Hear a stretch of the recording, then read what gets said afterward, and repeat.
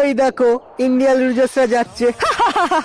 আরে এতই যখন অহংকার তোর নিজের ওপর, তাহলে রাখ না একটা ম্যাচ, আমরাও দেখি যারা দেশকে নিয়ে খেলতে ভালোবাসে তারা স্পোর্টস গেম খেলতে পারে কিনা।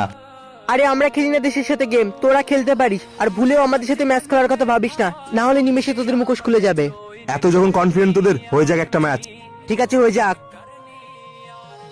স্যার আমরা ম্যাচ খেলবো তো ঠিক আছে, যদি কার্নাল স্যার চলে আসে? গত 5 বছরে কেউ এসেছে আমাদের দেখতে?